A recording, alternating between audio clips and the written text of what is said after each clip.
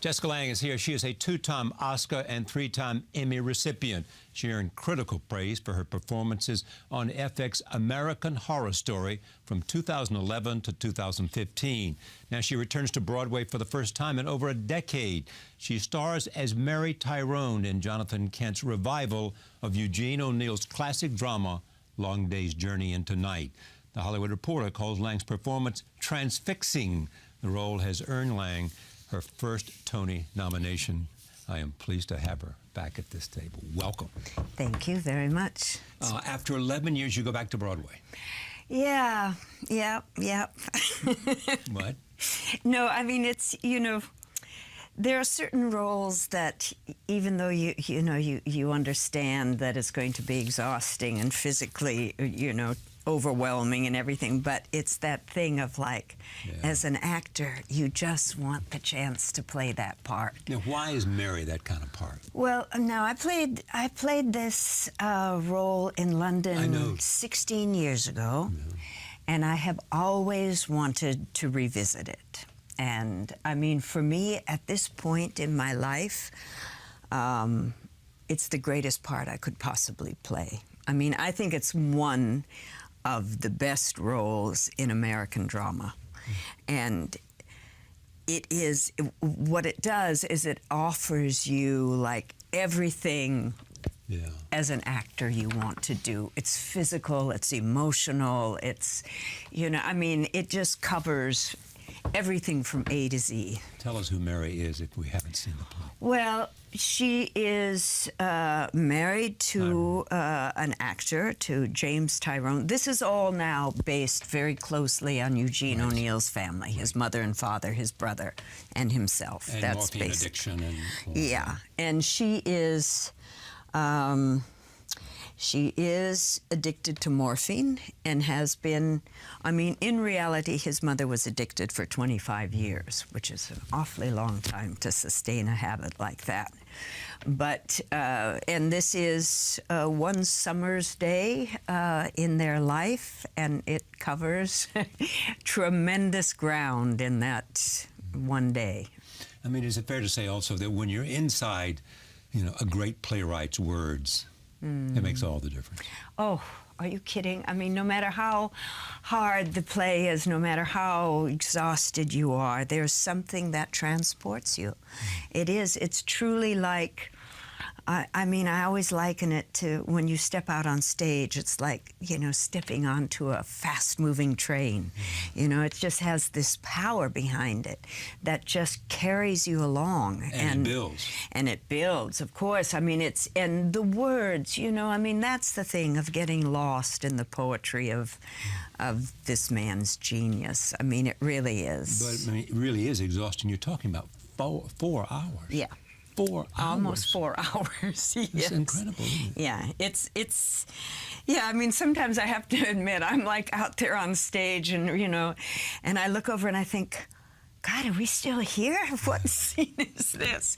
But I mean, I wouldn't have it any other way. I love doing it. I love being on stage, and it's a wonderful production.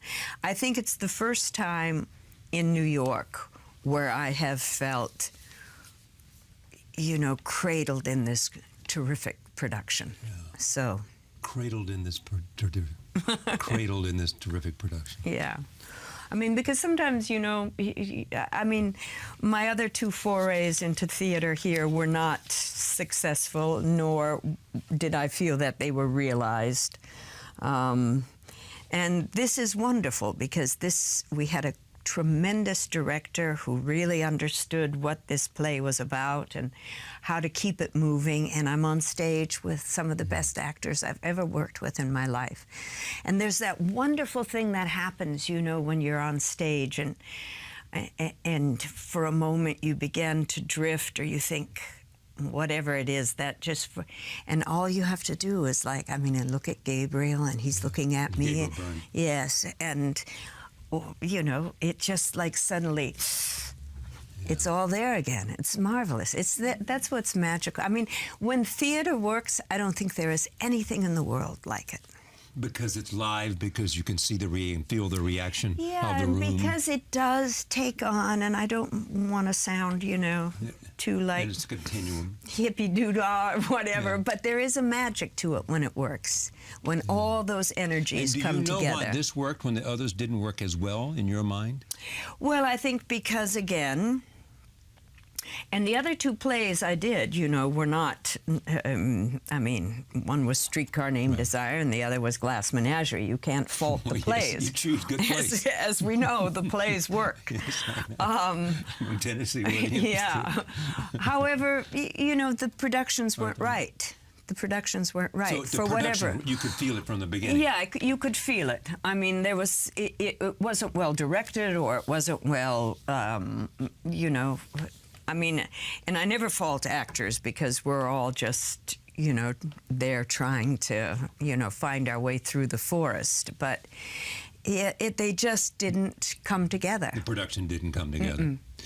You are also working, and I did a long interview with him the other day, Louis C.K. Oh, yes. Yeah. He's so Isn't he great. great? I just adore him, yes. And these are characters around a bar. Yeah. A little bit of Eugene O'Neill there, Yes, I isn't would there? say. Yes, that's where I'm going. Yeah, I figured. Yeah. No, I mean, you don't have to look far with any genre of theater to see where the mother lode was, I mean, all the family plays, in the last, 60 years, more. I mean, a lot of that comes from this play. He's a very talented guy. Yeah, he's wonderful. A wonderful writer, a wonderful director. I think a great, wonderful actor. Yeah, it was a joy working with him. I hope I can work with him again sometime. Because You hope to do American Horror Story. No, I think, I had 4 years with that, 4 seasons, and each year was a marvelous character. Everything changed from one year to another, which made it very interesting for me. But no, I think sometimes you come to the end of something and it has had its natural. But people loved you in that. I know. Loved you. I know. It's funny. Yeah, I know. Yeah. Ryan Murray, he convinced you, did he not? Ryan Murphy, yes, yeah. Murphy convinced you. Mm-hmm.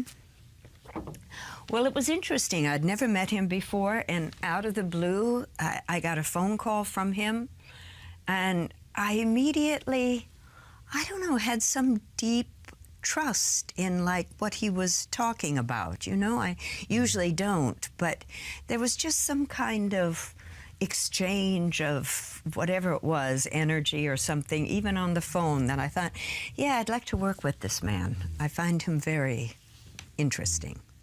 And what else do you think about doing now? You're back on stage. You're nominated for a Tony. Yeah. You're having your best theatrical experience. By far. By far. Yeah. And, playing for me, I think the greatest role for a woman. Obviously you have to be of a certain age to play it, but I am, so it's perfect for me. It's the Irish thing. Yeah. So it's, I don't know, once I get through with this, I want time just to, lie in the hammock, look at the lake, listen to the birds. Oh, yes, I can do that, very easily. I do that very well. Are you writing at all? No, No diary, no memoir? No. Why do you say no? Look at the life you have lived. Well, no, it is interesting, but maybe it's only interesting to me. You know what I mean? It's sure. I know. I don't see how I could actually. Well, what would be the problem? Would it be simply these are your stories, but they involve other people and yeah, I think because a lot of it's very personal, right? And there's obviously there are many things I would never talk about in print. So that's a big. You mean, but is it because of your respect for them? But for myself too, of revealing too much about oneself. And no one can talk you into this. no, I don't think so. I'm sure they tried. Yeah. They have to. Yeah. I mean, it's just the relationships that Yeah. would make them crazy. You think about Misha, and you think about Sam, and you think about... Yeah, no, I mean, it would definitely be an interesting memoir. Yeah. But I'm not going to write it. What's the biggest passion for you outside of acting? Photography. Really? Yeah, yeah. I mean, I've been photographing now for probably, God, going on. See, for how long? Going on 20 years. There's a story right there. Yeah. That would, And that's a chapter. And black and white photography, you know, analog, no digital, still dark room processing, printing. You do it yourself. Well, I used to but now in New York City, I don't have access to a dark room, so no. But You could get access to a dark yeah, room, I but, suppose I yeah. could. But Is it digital now? no digital. No digital. No. Really? No, I still have my Leica M6 Do and you really? rolls of film. But is it primarily profile? I mean, is it portraits? No. Is it landscapes? Is I it... mean, a lot has been just. I mean, I've photographed a lot in Mexico over the years because there's something very accessible, you know. I mean, basically, if I had to describe myself, it would probably be a street photographer. Right. Because But a lot of people have done that very well. I mean, I think of yeah, no, some of the greats, Helen Henri Levitt, Cartier-Bresson. yeah, absolutely. Do you know the work of Sally Mann? Yes. I mean, not well, but I mean, yes, Yeah. of course. I mean, she's extraordinary, I think. Extraordinary in terms of, I mean, beyond whatever small controversy there was about children, Yeah. you know, but photographing her family, Yeah. you know, which everybody was part of it, and photographing her husband in decline. With, Yeah, see, I didn't see those photos, so. on purpose, or? No, just because, I mean, I think that was just one area I missed of her work, yeah. And are you constantly learning? In what area? Well, in terms of how to take it. Oh, is, well- is the growth of a photographer not the technique, but the eye finding, Yeah. seeing Yeah, things because and finding now- things differently? Now I can, you know, when I raise my camera, you know, to take a shot, there is this thing in the back of my mind that says, you've taken that shot before, you'll never print it. So it's like, yeah, I've seen it before. I've taken it before. I've seen the context. You decided not to. There's that kind of discernment that you start to have. So you don't take it. So you don't. You end up not taking it, or if you do take it, it's just because you know. But yeah, you know, it's like you start to kind of hone in more and more. Whereas in the beginning, you're shooting everything that you can, and then as you know, as the years go by, you know what's going to interest you and what you're actually going to, and then, but still, this is like the mystery of photography, which I think is so fascinating.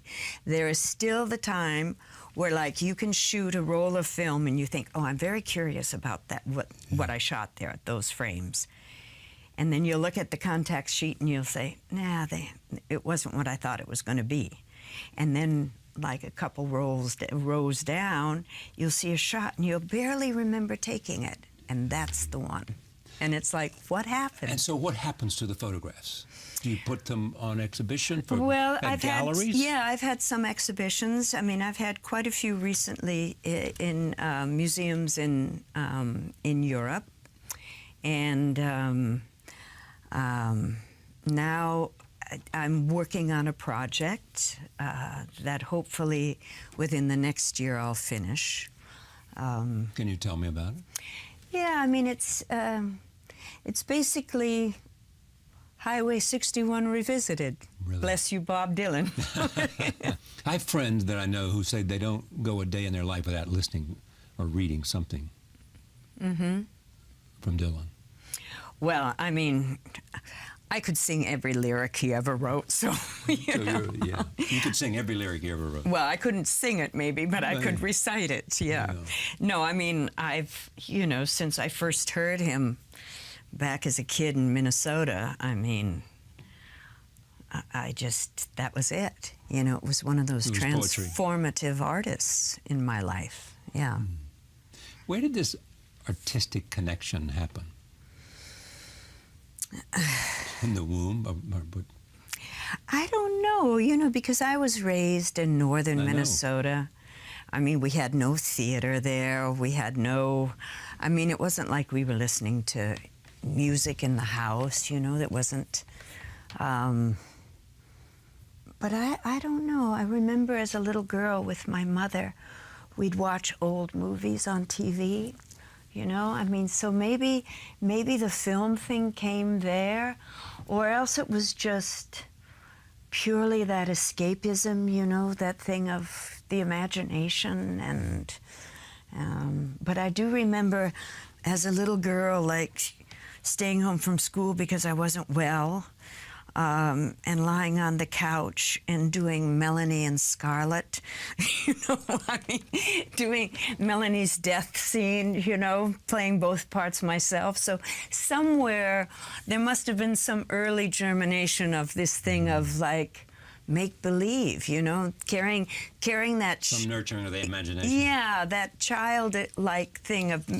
pretend, make-believe, into the next step, which was acting. It's great to have you here. So good. Long Day's Journey tonight is running at the American Airlines Theater until June 26. As we said earlier, Jessica has been nominated for her first Tony Award for Best Performance by Leading Actress in a Play. I thank you. It's always good to see you. Thank you. Lovely to see you. Thank you for joining us. See you next time.